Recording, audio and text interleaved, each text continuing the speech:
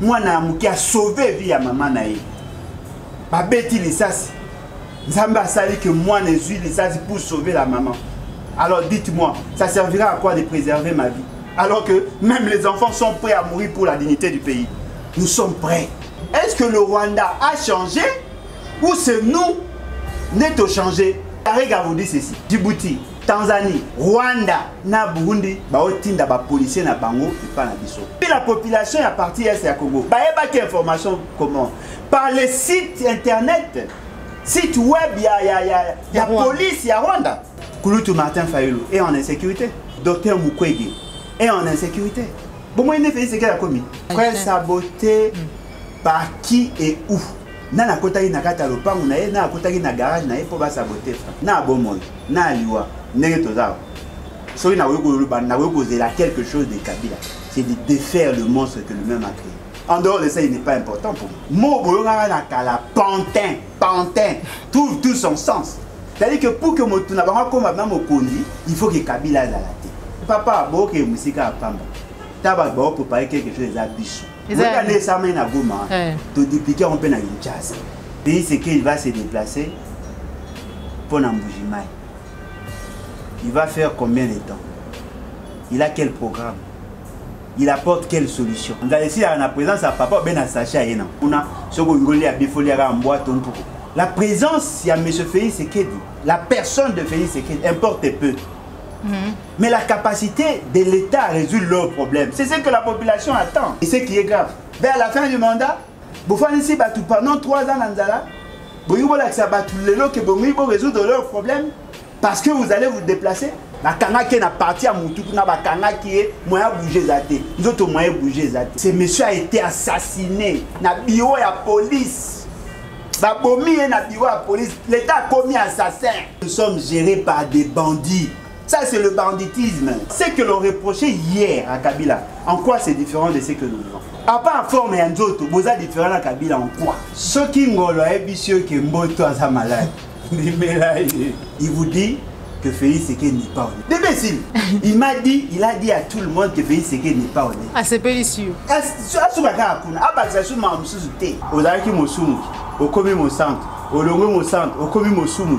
Non, il faut que basalo ki odam balongola mwa ba milimo ekoisaka yo lobaka ngo mingi.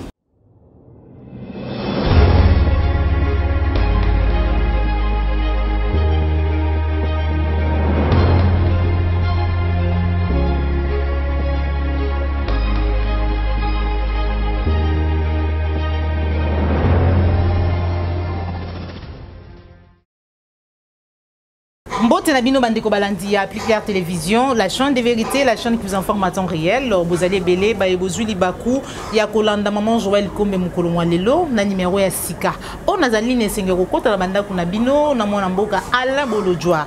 Chaque jour dans le Bakaete, Bozali ko sepina na Lolenga Zali ko Bundape ko pesa makanisi na ye en rapport na Mambi Matali Mboka na biso République démocratique du Congo. Actualité politique ezali bongo ebele mais kasi mingi ezali situation inquiétante, sécuritaire Yamboka Nabiso, République démocratique du Congo.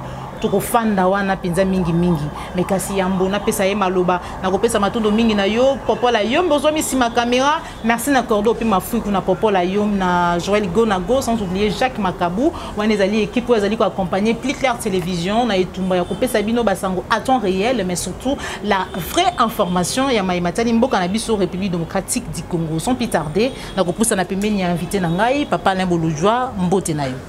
Mbote Maman Nangai, Mbote Nabalandi, en tout cas merci beaucoup pour l'opportunité. On a profité de l'occasion pour nous repérer sa maman pour la tindeli, bana, sac, ketch. En tout cas, Maman Nangai, bien que vous ayez batanga combo, mais Mbote Maman Nangai na yo yebi gezali yo. En tout cas, merci beaucoup. Et là, comme moko ngana yebi ezali que le bonheur se partage. Où tu ko kabola bonheur, où tu ko pesa sourire. Et Salinga Penza Malamu, merci beaucoup. Merci beaucoup, Papa Alain Bolodjoa. Encore une fois, merci Nayo, grande sœur Nangaï. Donc, comme au lingité, comme on a télévision, matondo Nayo, Nzambi Abaikisa le Souchou Ebele, Bisika au Sali Geste, le lingi Papa Alain Bolodjoa Lobby et Outi. Papa Alain Bolodjoa, situation sécuritaire Yambo Cannabis au République démocratique du Congo, précisément la partie Est. Lobby tumonaki bayi kongomani na ngambu ya Goma bazwaki initiative pe décision ya ko manifester pona ko telemela boye ya la police rwandaise na kati ya mboka na biso batu bawei batu bazoki alors que toyebi ete na mboka oyo ezali souverain pour ko kende ko luka mapinga mususu te to pe aide mususu te surtout sur des questions sécuritaires pour ete baya ko protéger ba oyo bazali bongo population ya mboka mususu ya minenge nini kutala makambo nyonso olenge likanaki lobi kuna eliki mama ngai bato ba bi position na biso ba bi très bien que biso soki ba bi to pona entre la paix et la dignité to pona dignité au moni ata mbwa soko pesa kaye biloko ya kolia mobeta kaye azaka na tendance à kokima soki amoni yo moto beta kaye mingo ye azaka na tendance à kolongwa pembeni non c'est pas le fait que pesi moto biloko ya kolia nde okomi na suprématie sur lui na kati ya Congo toza na bato bazali soki olobi na ya fukama po pesa ye mukate ya kofuka baza soko lobi na ya fiba pota pour kopesa elipa bazali mais soko tali la plupart des Congolais il y a des choses par honneur par dignité ça la rate et ces gens là et dans des race na biso na bande kwa Goma ce n'est pas la race de monsieur Félix Tshisekedi c'est vrai nous avons une situation dans la partie est c'est vrai la denrée que nous recherchons tous c'est la paix mais pas la paix à n'importe quel prix. Ndenge nini bokoyo koloba na biso bato basala biso mabe baya pona kozongisa ordre na mboka na biso. Comment pouvez-vous nous expliquer que le Rwanda qui a eu à massacrer nos frères, à nous humilier pendant 21 ans, boya koyebisa biso ke boye na sur cette question là pendant des années balobaki na biso que Kabila c'est un Rwandais pendant des années. Mais ce qui est surprenant, on refuse le Rwandais Kabila, mais on adopte le Rwanda comme pays et surtout le président rwandais. Devons-nous comprendre que Batongo va changer, to koto yone biso ne to changer. Parce qu'entre les deux, il faut toyeba, est-ce que le Rwanda a changé ou c'est nous n'est to changer? Ce qui biso to changer sur base de quels éléments? Et là on est salami pour que biso to changer. Si c'est le Rwanda, quels sont les éléments qui attestent qu'effectivement le Rwanda a changé? Parce que le Rwanda c'est un pays criminel, un pays assassin. Le Rwanda qui a eu à occasionner la mort de plus de 6 millions de personnes avec l'Ouganda et les autres pays. Tout le monde a eu à fustiger. Comment même la CIJ, Cour internationale de justice, to Samba contre l'Ouganda, le Rwanda ne pouvant pas être jugé. Sambate, l'Ouganda nous doit 10 milliards de dollars, le Rwanda sur la Samba, on pouvait aussi avoir 10 milliards de dollars. Mais qu'à cela ne tienne, la population congolaise, au Bakoufa, na au Bakat, Bampita, Bamaboko, Makolo, Babeba Bilongi, Bakozala jamais n'a gain de cause de lors qu'il n'y a pas eu réparation à niveau de la justice. La population a encore de plaies qui saignent. Batou mankila ezako bima. Naloba ngomba. Nazana ami nanga boko azaka lieutenant à l'époque. Au départ, il y a un colonel. Après, il y a un lieutenant qui a mis en place. Le commandant Mboussa. Baboma, toute sa famille. Papa nae, maman nae, baleki nae, mwasi nae à Liboso, bana nae, nyonso, toute sa famille, plus de 16 personnes. Plus de 16 personnes. Baboma.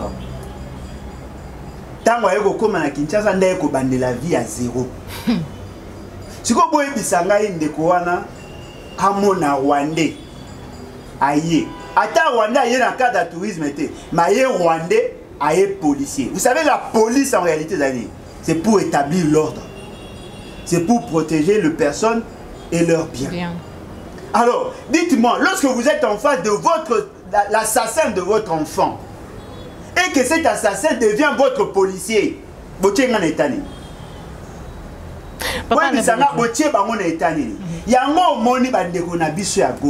fait seulement que bango ba victime la gouvernance ya mabe ya makambo ba rwandais ba sala ya mabe, eux ne peuvent pas supporter. Biso batoto viva ba atrocité wanate. La monde de choses ne vont manifester une certaine mais quelque part tu sali comme on a bango gouvernement, tu habites tantôt bandimi, tantôt banier qui a pas présence, il y a la police rwandaise na mabele na biso finalement qui dit vrai papa le boulot. Maman ngai ces gens-là peuvent dire la vérité. Est-ce que vous savez que la vérité, c'est une culture? Si on n'a pas la culture et la vérité, pensez-vous qu'on va la prendre tout en étant adulte? Mouto a botami na mensonge. Boyibola qui sait, n'était c'est tengama. Boyibola qui sait vérité na kimukolo. Dites-moi, un parti tel que l'UDPS, na bateau et le quoi ba union sacrée. Dites-moi, dans quelles circonstances va vous la vérité? Par contre, la vérité dans quelles circonstances? Maman, yo monate dans ces pays, va déplacer ba pasteur bien que mboule betanga pour la manifestation, ba sali semblant ya kobenga batuna stade de marti ba dédier mboka na maboka nzambe. Mais je vous informe, quelques jours après ba benga banga dans le même stade pour que va travailler match. Des gens qui sont dans le mélange. Ces fameux ministres Nabino et médias, tout n'y est question. Toyoki ke ba armée ougandaise ba y pas na biso. Abi c'est faux. Après ba tout n'y est. Na yozo ba c'est faux mais Toyoki e baza ko pilonner quelque part kuna. Non baza ko sala ngo à partir ya mboka na bango. Ba ébicier non mais to moni bango baza. Oui baza mais bazali encadré. Na deux jours, il a donné 3 fausses réponses. On a 2 jours. Qu'est-ce qui s'est fait? Le général Amouli, que je respecte, parce que lui au moins il a été formé. C'est un Azamouto, académie, tout ça de Yebi, parce qu'il a allé ex-face, ben Gazara dans la rébellion. Mais il était quand même ex-face. On lui pose la question, Abi Toyo qui la police à Yakiawa et tout ça. Abi, il n'y a aucun accord qui a été signé par lui. Mais c'est normal, monsieur le général. Il y a signé un accord parce que tu n'as pas la compétence. Ceux qui signent des accords, ils allaient gouvernement, ce sont les membres du gouvernement. Ni yo, ni M. Félix Sekedi. Ni yo, ni M. Félix Sekedi. La compétence, c'est qu'on signe un accord, surtout un accord bilatéraux, et là qu'on revenir dans le seul gouvernement. Alors que il y a la police rwandaise, ni gouvernement peut signer un gros. Maman, il y a Wangana le Bikayebité. Il avait en partie raison par le fait que lui ne peut pas signer. Mais il y a des accords que lui ignore. Alors dites-moi, si le ministre de la communication ignore, le commissaire divisionnaire principal, il y a police nationale, ignore, ce qui veut dire que le gouvernement n'était pas officiellement informé. Ce qui veut dire que la police n'était pas informée. Voilà. Mais là, il faut lorsque le commissaire divisionnaire à lobby, c'est-à-dire le général et la police à lobby, j'étais tenté de le croire. Pourquoi? Mais lorsque, non, parce que n'avait que hier, la présomption il a sainteté par le fait qu'il n'est pas pollué dans cet environnement, il y a union sacrée. Mais tant on a eu Karega. Karega lobby. Le vice-président de la République en charge de l'ambassade à Rwanda. Quand j'ai suivi Karega, mais j'ai trouvé que ces gens n'étaient pas sérieux. Karega vous dit ceci: Djibouti, Tanzanie, Rwanda, et je crois na Burundi, Barotinda, na Bosane sur les Burundi, mais il y a un pays, il y a 4 pays, Barotinda, ba policier na Bango et pas na Bisso, na voix de l'Amérique, à lobby en Swahili. Karega, qui sait très bien que ceux qui va soldat, les policiers na bango ba yé, sans que le gouvernement reconnaisse cela et qu'on bima agression. Il dit non, il y a des accords qui existent. Ces accords, que la police na bango ba yé pas na biso. Et puis la population est partie est à Congo. Ba yé pas information comment?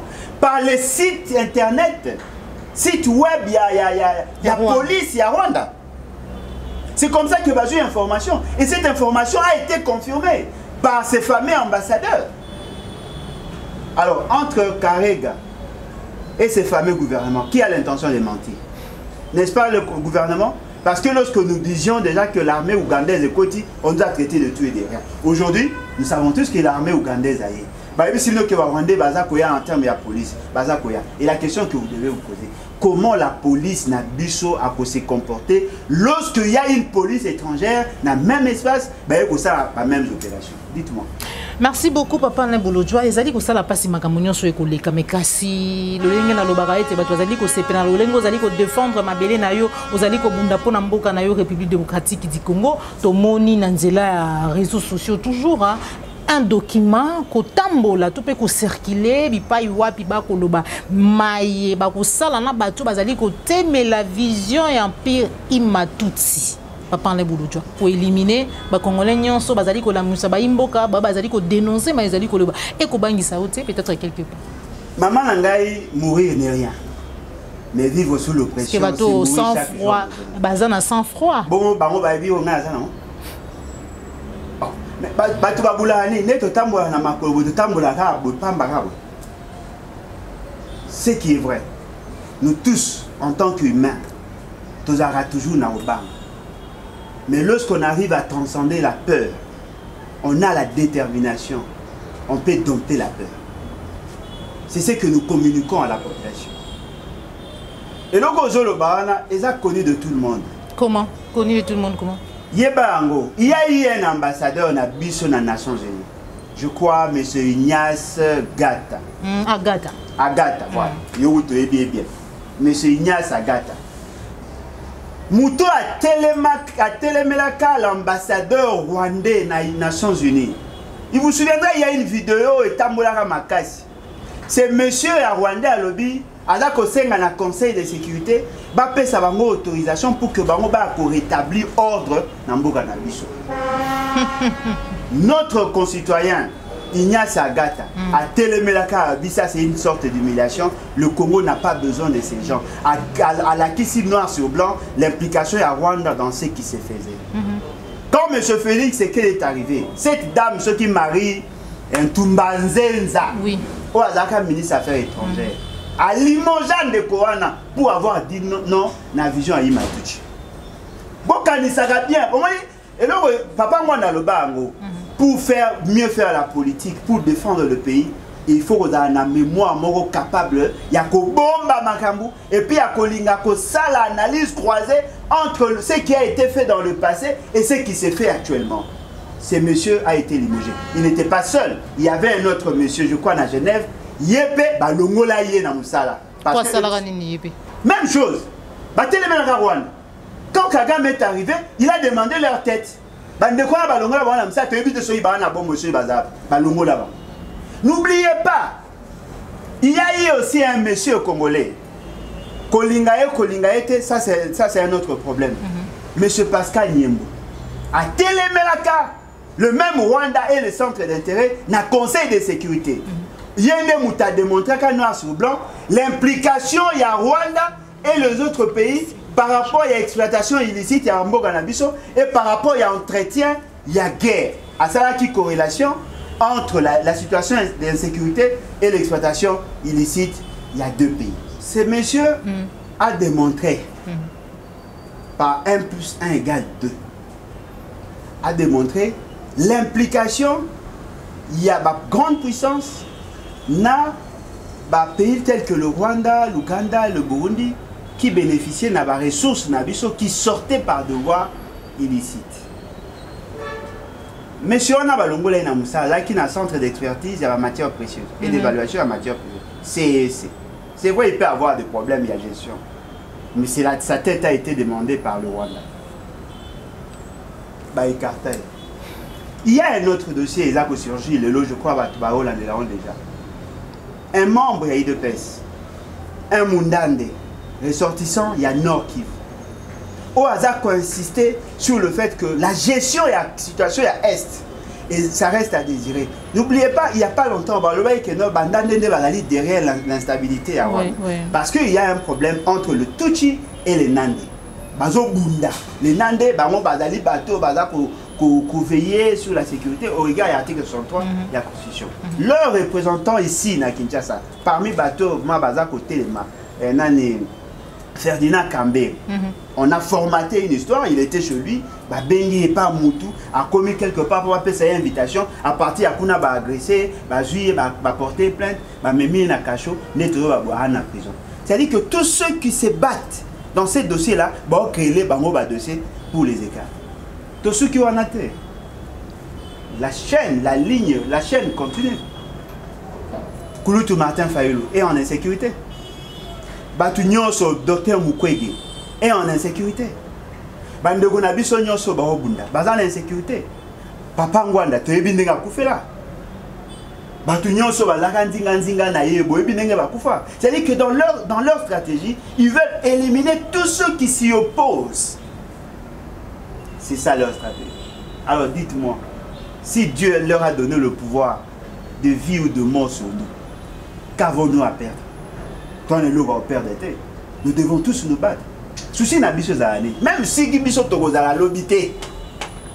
que cette bataille continue. Moi j'ai vu un enfant, moi il y a moins de 5 ans, cet enfant a été fusillé. Maman n'a pas à l'hôpital. Question que vous me posez. Maman on a abîmé na coma, abîmé na hôpital. Bah ébicier que non, moi on a Koufa. Vous savez pourquoi vous êtes en vie?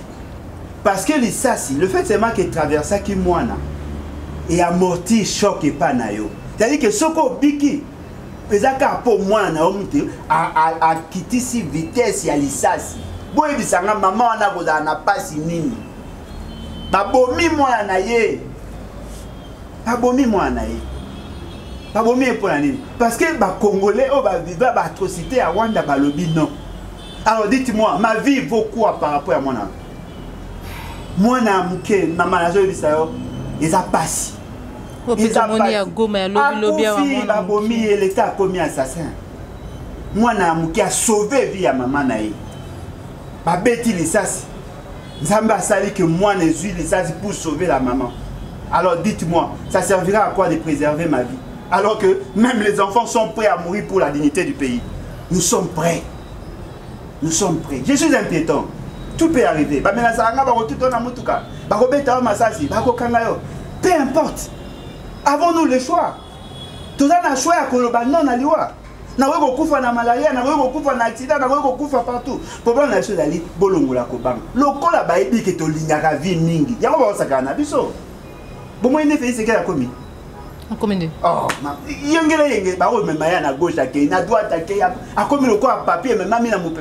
on lui fait faire des choses qu'il ne maîtrise pas. Ce qui est vrai, il y aura certainement des victimes, il y aura certainement de morts. N'ayez pas peur de la mort. Mourir n'est rien, mais vivre sous l'oppression, c'est mourir chaque jour en déshonneur. Nous devons tous nous battre pour que tout mettre fin à la situation. Et ça dit que ça la passe papa l'ambouloudjoa bon tout solo la moqué parce que Zali Kolobama accident et action président de la République sous pour accident ça normal de tout tambola ka boromo na accident mais ba révélation tout ba vidéo surtout Zali ko sala na part na bango moko na mona qui dernièrement a kulutu na ngai o ya chaîne non à la balkanisation kaka embe kolobela papi tamba il semblerait le comment ils en a c'est et batami mekasi l'autre bi était azali partenaire hein ya mukambia mboka ba qui était azali muturo azali mutuya pemeni na par rapport à expérience mais est-ce que batuana lelo est-ce qu'il y a une guerre entre bango tam susu moko wi ko linga ko éliminer mususu bien que toyoka ki pende ko moko ya IDPS JC Muteba quelque chose comme ça ou azali ko alerter ali ba sa président de la République azali lelo comment azali ko se préparer nasé armé contre lui. Maman l'accident est à la normalité,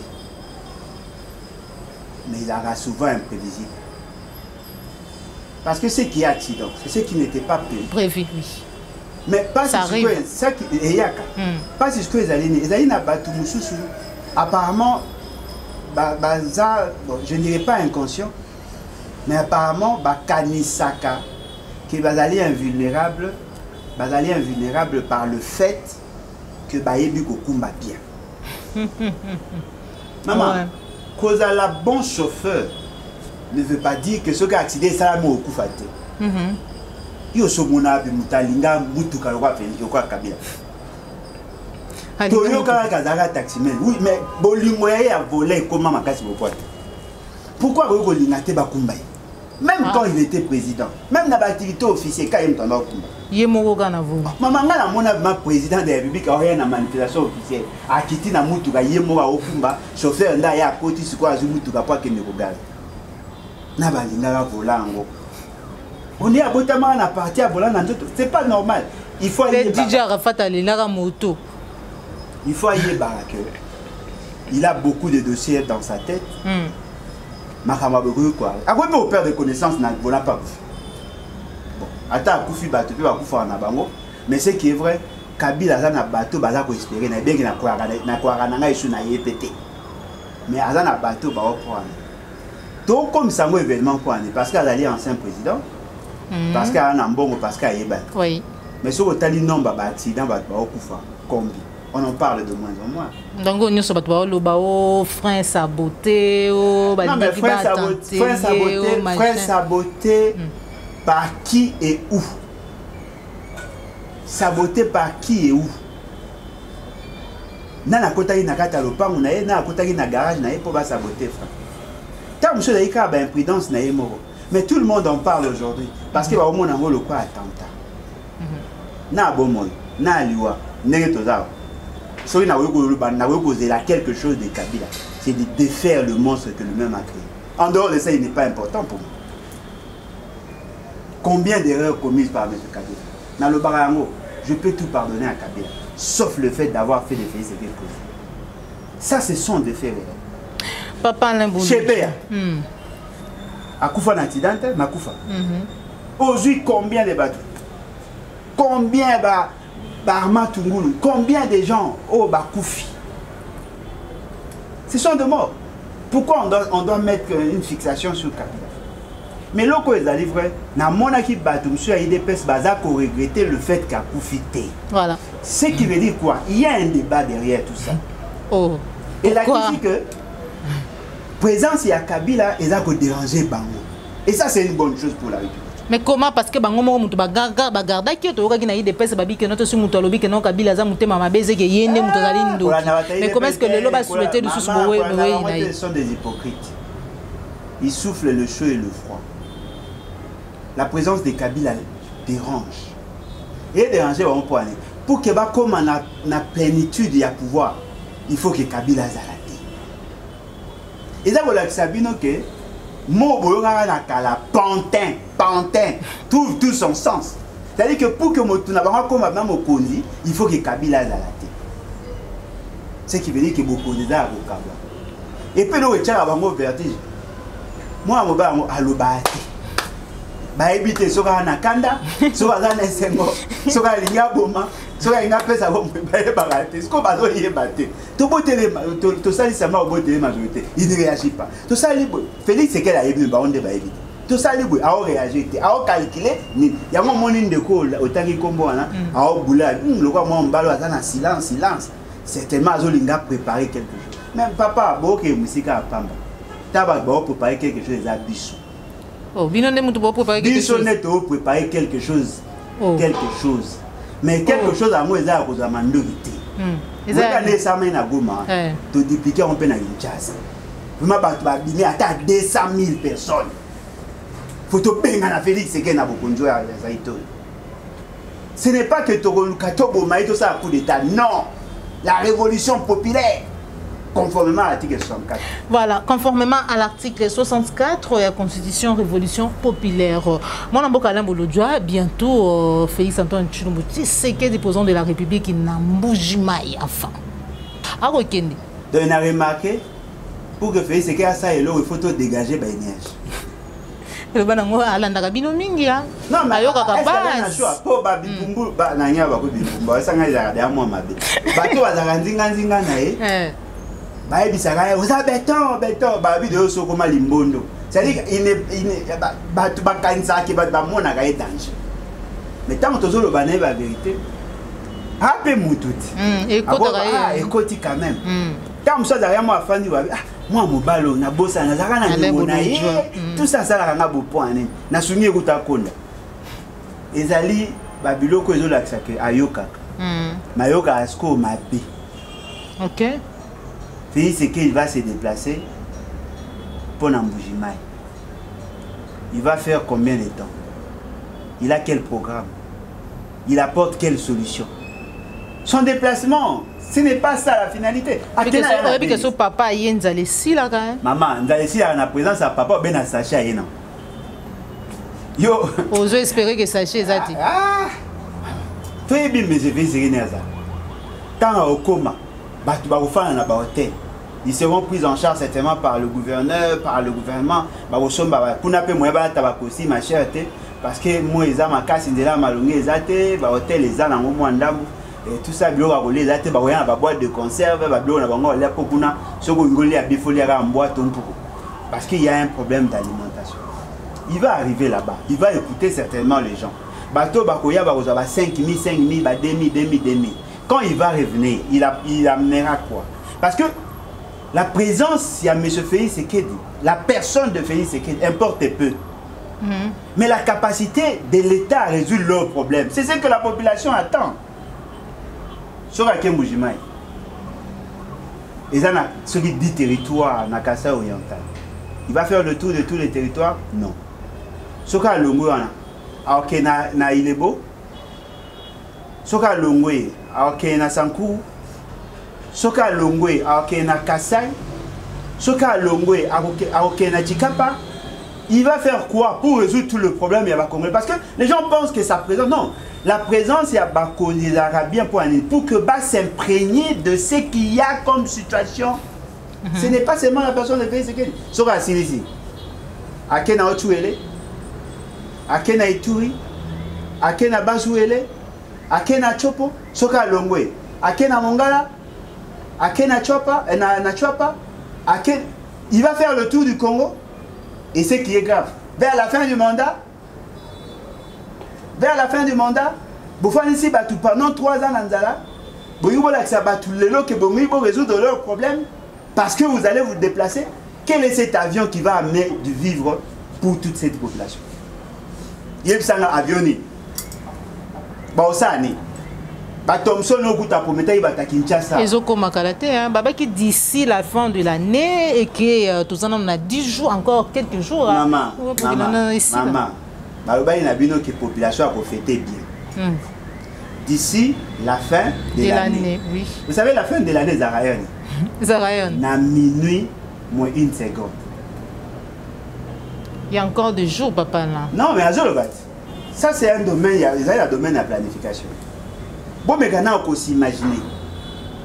Thomson a eu le 31 décembre.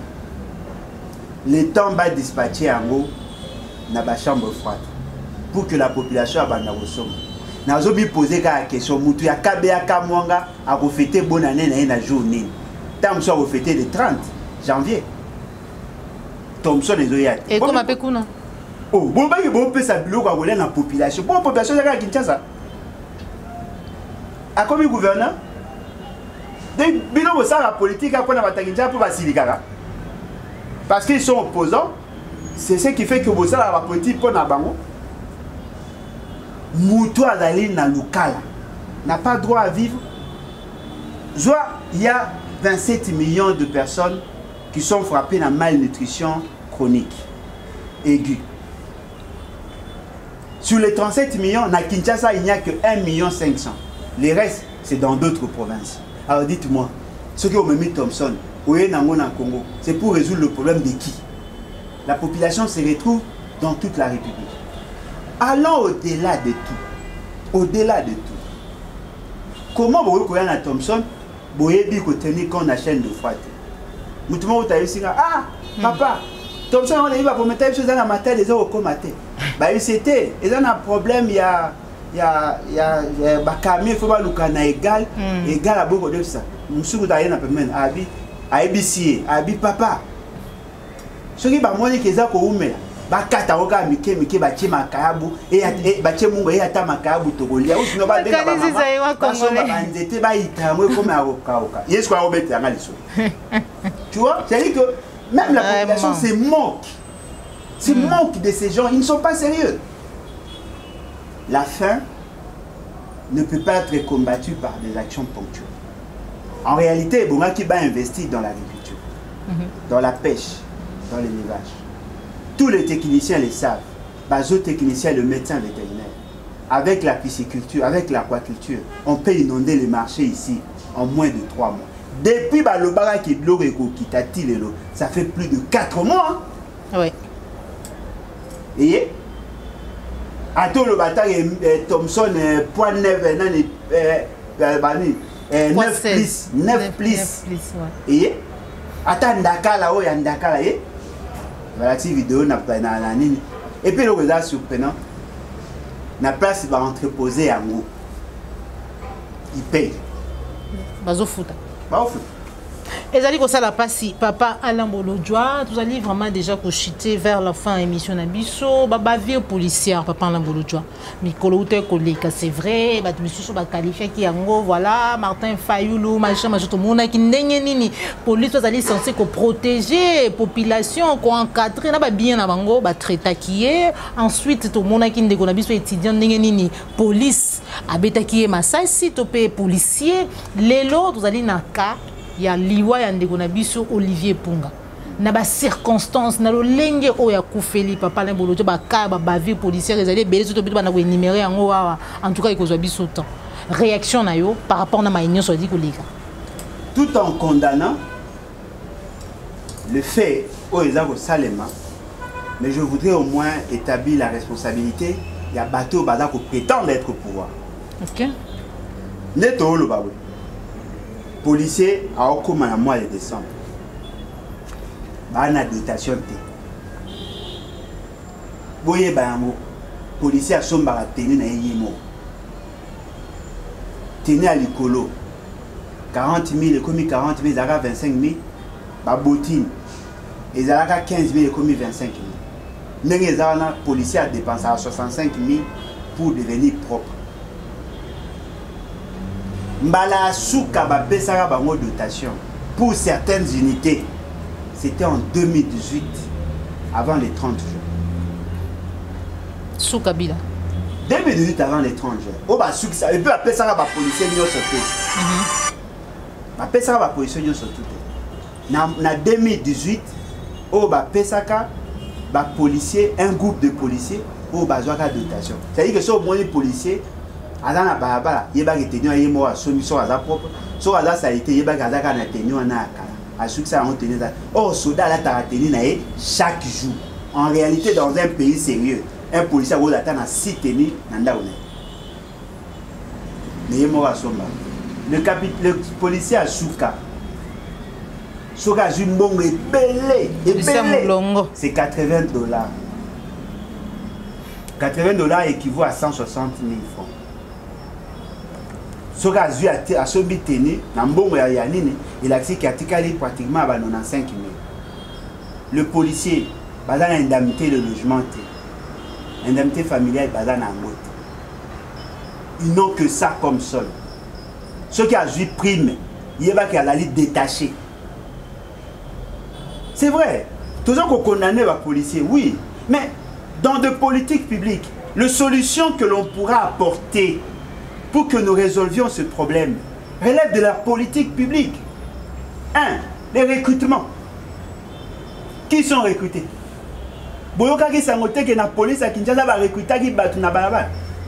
Sans être formés, ils sont là. Qu'il y a des policiers qui n'ont pas de matricule, qui ne sont pas répertoriés dans la liste des policiers, mais qui sont armés. Qu'il y a des policiers qui ne sont pas payés. Lorsque les policiers pour brimer la manifestation, je cite ici Serge Ouello, le victime de la police nationale. Quand on l'attaque, c'est de la torture. Aujourd'hui encore. Tout ça, on a un peu émission, si je ne m'abuse pas. Tout le bagage par rapport à syndicaliste et à ONATRA. Oui.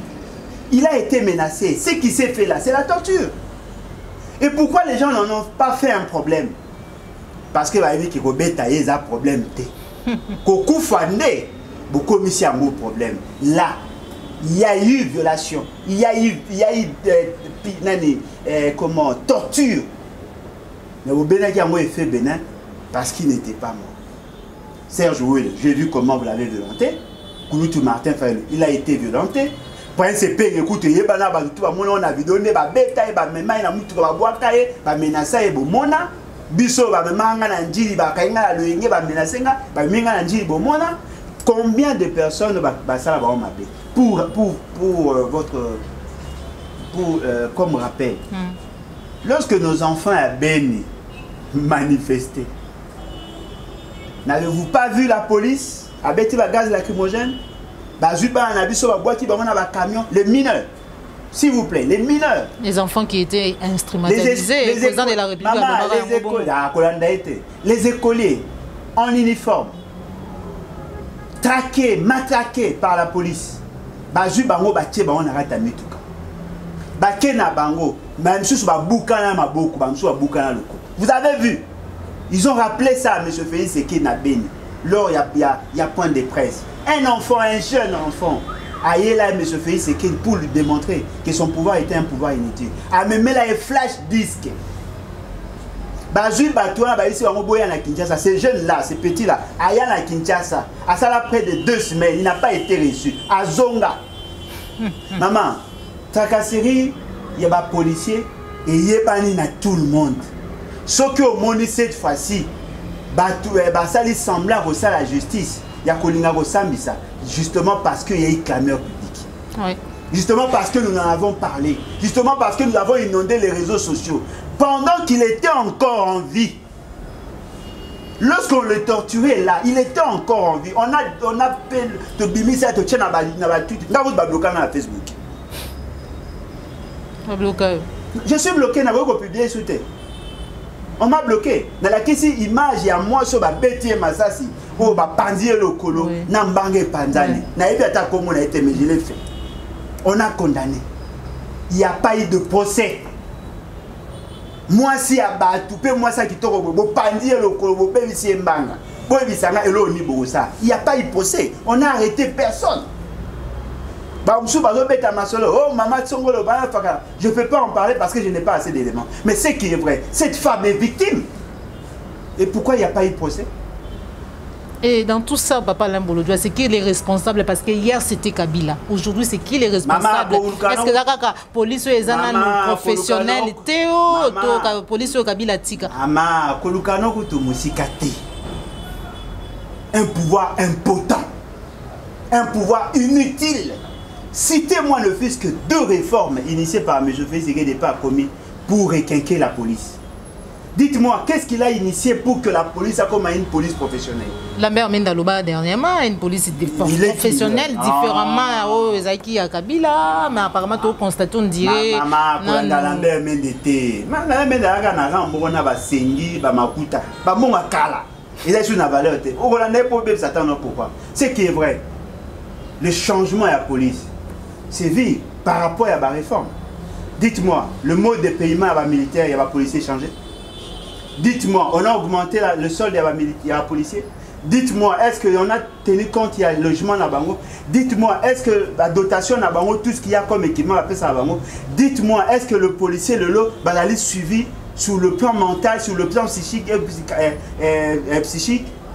Est-ce qu'il y a des psychologues au Balandela Bango, des psychiatres? Il faut qu'on ait des policiers. Mais c'est ça, moi je suis la gestion des ressources humaines. Si le personnel qui travaille à temps plein, à cause de la suivi sur le plan mental, sur le plan, parce que le maladie mentale arrive comme ça. À ça la canacée à moi, à la takaïloko ya chaleur, il a des problèmes chez lui à la maison. À ça qu'on connaît l'humiliation pour babouya kaya matamutuka. À ça qu'on travaille sous pression, ils n'ont pas de congé, il n'est pas capable de solutionner le problème de son foyer. À ça exposé dans les amtali boma. Non mais ça il va jouer à tester. Parce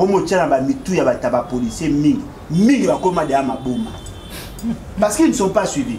Bon, est-ce que vous remarquez que Félix Sekine Camille était, je crois, à Kenda congé? Vous savez pourquoi? À se détendre. Dites-moi, quel est ce policier Lelo aza capable de moi si nae qui attaque quelque part na tourisme quelque part à Kofanda pour qu'à se détendre ne fût-ce que pendant une semaine attendre un hôtel il y a $20 qui peut le faire? Mais bon remarquez que la société peut ça va tout congé temps va se détendre à vivre à se défouler à l'ongolata makanisi à bosana marabamuki à zongata molimo la sika. Il travaille à temps plein et le policier vit au jour le jour. Chaque jour il doit traquer les gens pour vivre. On a créé les conditions pour avoir une armée assassin, une police assassin. C'est ça le problème. Le problème est l'irresponsabilité d'abord politique. Là c'est Félix Tshisekedi. Quand on route comment c'est Félix Tshisekedi.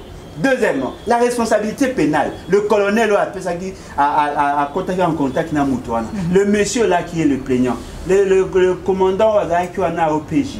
Na bateau yosu basagwa betake ba motu fo ba kanama ba samba ba za condamné. Le policier qui n'apporte a dit devant le juge à l'objet que na betake ka mbata morotomi balé. Vous n'avez neutralisé. J'ai envoyé de nouvelles vidéos. Il a continué à les taper. Balobi que tant baye ba koti ba betake ba mbata ba ni ko sambisaye après ba tika ki ko torturé. J'ai amené une autre vidéo et outil na ba mi ya muto asaki atindaki batwa. C'est lui qui a partagé ça. J'ai envoyé cette vidéo là. La torture a continué maman. Et puis yoka sur aventure. Bala ici nassé. Nyati et makolo, le fait seulement qu'il y a qui choque na makolo, a senti sous douleur et bétail. S'il ne peut pas faire bouger ses jambes, il peut bouger sa tête. La possibilité. Vous savez pourquoi? Bakana qui est kuna, moyen bouger na mutute. Bakana qui est na partie à mutute na bakana qui est moyen bouger zate. Nous autres moyen bouger zate. Ce monsieur a été assassiné na bureau de la police. Babomi est na bureau de la police. L'État a commis assassin. Ce qu'on y a vu ça, Azamwana. Fils unique. Il y a maman. Maman na ye. Ce qu'on a koufi bol balanço de. Tant monsieur pas na ban. Papa Lembolo, je vois les alliés automoni. C'est vraiment na éviter les autres comme kokuta na to na maboko policier congolais les lots on peut se dire aux na maboko nani parce que on les alliés les alliés qui filment automoni. Maman, le fait seulement qu'il y a des bavures et que les gens semblent négliger, quand il y a des conséquences, il y a marque là, c'est en ce moment-là non, il faut éviter à ce que le policier va outrepasser droit na bango. Nous avons dit dans la Constitution que la torture est allée prohibée. Mais surtout, tu as dit que Péki s'est mis co-violenté pour avoir des informations. Nous sommes gérés par des bandits. Ça, c'est le banditisme. Papa Nebolo-Joa, les lots marchent qui ya CLC pour notre côté les mambi matal escroquerie, vol et attaques sur Bengiram, les ala qui réprimés comme d'habitude. Gouverneur il y a ville Gentini Ngobila Aboya qui marche il y a bien ondenge nini. Aromokoma de plus en plus un cancer pour la vie. Dans ma salle il y a tiré la police. Avec ces bons ceux qui va marcher la salle. Supposons alors il y a eu de mort. Il va dire quoi? Qu'il n'avait pas ordonné à la police de faire ça. Parce que eux ne sont responsables de rien. La Constitution dit clairement que le dos, il y a manifestation, les alliés reconnus. Si le constituant avait l'intention de faire en sorte que le gouvernement ou le gouverneur a apprécié la thématique qu'on va développer ou le sujet pour lequel on manifester, on allait rester pratiquement dans la dictature. Est-ce que vous savez qu'à l'époque de Mobutu, il y a eu des manifestations? Le 16 février 1992. N'est-ce pas qu'il y a eu une manifestation? Mais le caractère dictatorial il y a Mobutu s'est manifesté quand? Lorsqu'on a eu à réprimer les manifestants. Etienne Tshisekedi a été arrêté ce jour. Etienne Tshisekedi a été tabassé ce jour. Heureusement, moi, je suis comme d'habitude, je suis protégé parce qu'il est ami à famille. Mais il y a eu de morts. Lorsqu'on appelait Kabila dictateur, c'était la même situation. Qui a vu Kabila prendre les armes et tirer sur Rossi Moukene? Il n'a jamais été là-bas. C'est sa police. La police qui devait être une police républicaine devient maintenant au service de l'individu président. C'est ce qui a fait que vous qualifiez M. Kabila le dictateur. Alors dites-moi, ce que l'on reprochait hier à Kabila, en quoi c'est différent de ce que nous vivons? Les gens veulent manifester, vous leur interdisez. Même si vous autorisez, vous tirez. Alors dites-moi, en quoi vous êtes différent? Différence, il y a bien un Kabila, à quel niveau?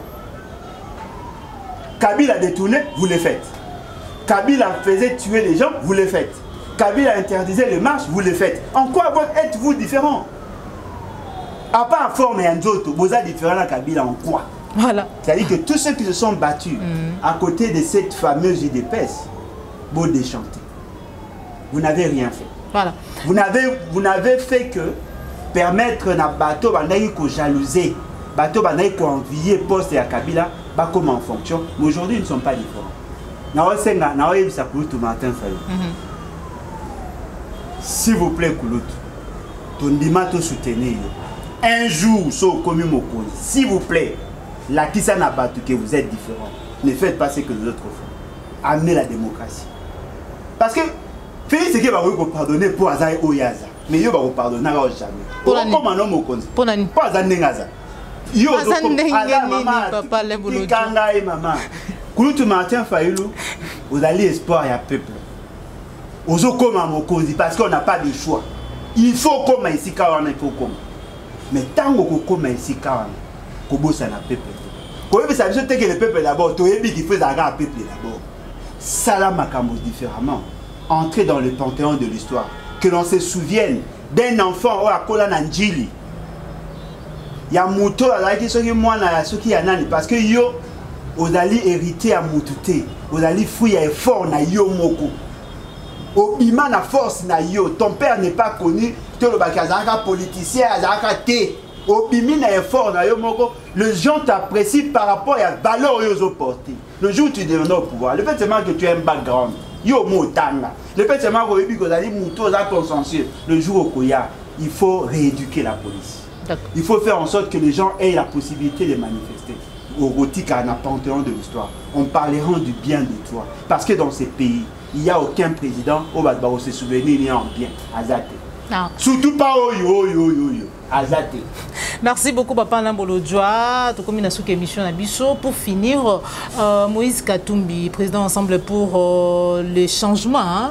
Les changements dans Ngambouya qui s'engagent. Mais quand Moïse que Batobele Bazali komi tuna, pourquoi Moïse Katumbi qui non les lois attaque l'autre fois peut-être qu'il consomme moi au bal la kapamba pamba te boyo ko lela ka boyo le ngeni ni mwana mobali.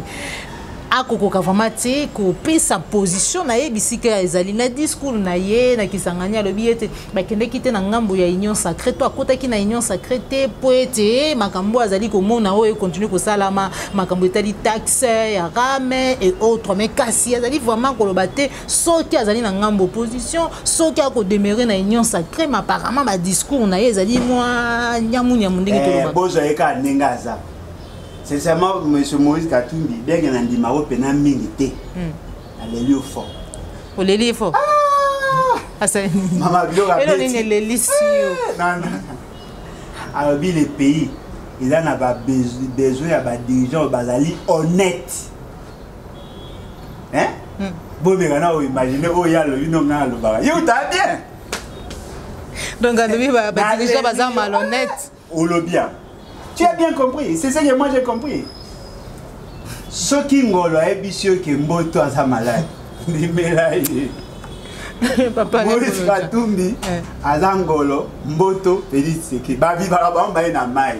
Ata ya moko ngolo akota na poto tout ça, mais mboto aza ka ndinga. Il vous dit que Félix Tshisekedi n'est pas honnête. Il vous l'a dit de manière explicite, implicite. D'imbécile. Débat et Sili. Parce que sa position de opposition. Maman, Atika Kuna, ça c'est Pessinga. Il a dit à tout le monde que Félix Tshisekedi n'est pas honnête. Ah, c'est pas sûr.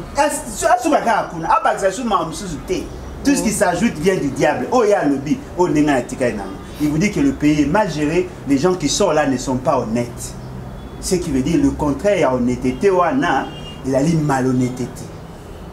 Alors, dites-moi, quel est le discours le plus cohérent que cette ma femme dit que quand bateau bazali malhonnête voilà. Alors bien bino que bazali malhonnête. Mazo banga nini pour sa position. Non, toi tu n'as pas sa position na opesa sika o toza na opesa ezali.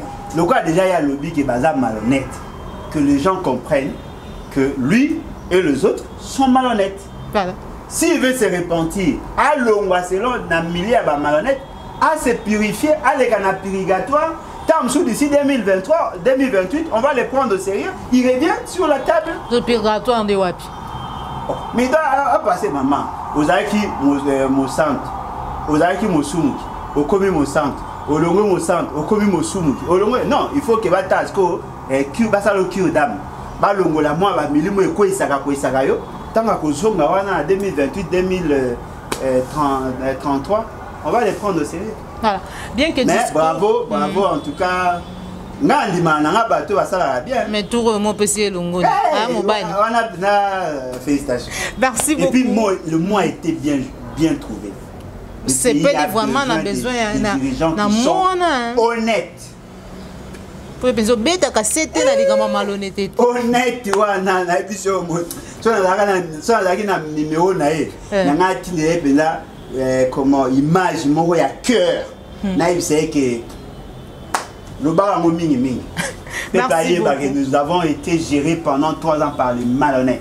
Merci beaucoup, Papa Limbolodjoa. Nous sommes arrivés à la fin de notre émission. Bandeko Balandi, Appli Claire Télévision, la chaîne de vérité, PA émission Vérité de tous côtés. Tous allez qui ne sont pas pour Nabino, moi Lamboka Alain Bolodjoa. Vous allez que c'est pilaton midi pour vous allez que bien maman Joël comme parfois ceux qui n'ont pas yambi été ou le maman Joël comme Pesaka Papa Limbolodjoa Maloba à 2 fois la semaine mais kasi.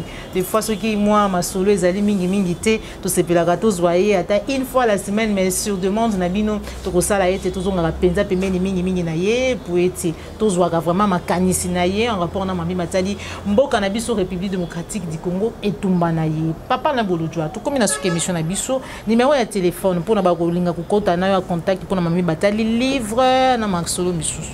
En tout cas merci d'abord à maman Nangai. Je crois maman Joël a koye bisayo.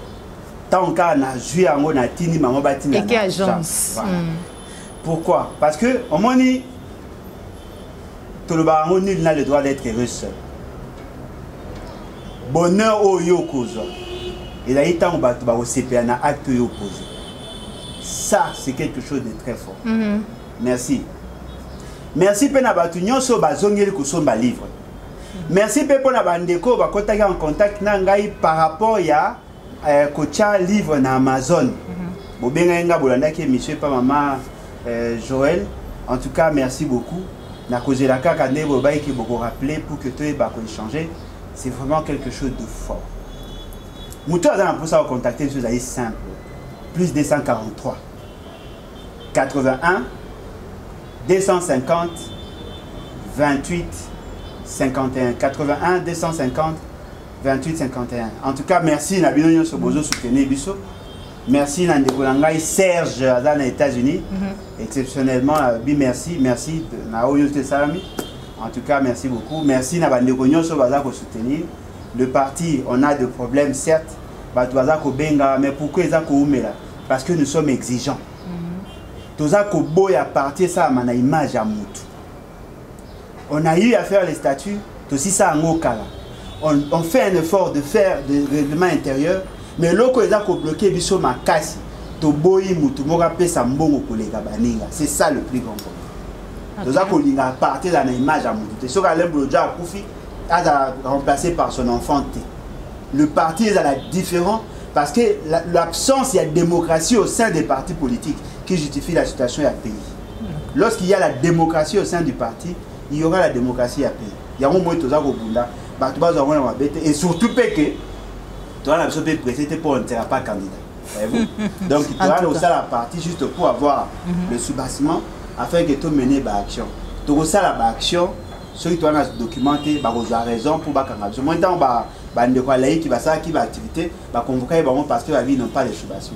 Nous voulons éviter ça parce que baluka biso kana moi berre la mike. Moi de to le babo. Ba na difficulté au kamabiso parce que nous sommes dans la loi. Mais ceux qui bazuka occasion. Oh ba mona ki papa alene va sali Moïse Mbi. Heureusement que tout le monde a tinenga vidéo à mobile. Ouais. Sincèrement, c'est pas honnête. Hein? Nous faisons la politique, nous vivons, évitons de nuire aux intérêts des gens sur de fausseté. J'ai une partie à vidéo à Moutabat. Et bimi le quoi yena moi si. Bah ça maramba ma b. Nous avons c'est sa nièce, une mineure. Et il y avait des gens, bolongo liso. Bochebiso na loyenge to bien za mutaloyenge. Nous avons c'est sa nièce. Et n'a pas tali vidéo mobimba ko bande bande rien à voir avec ce que vous avez tenté de nous faire passer.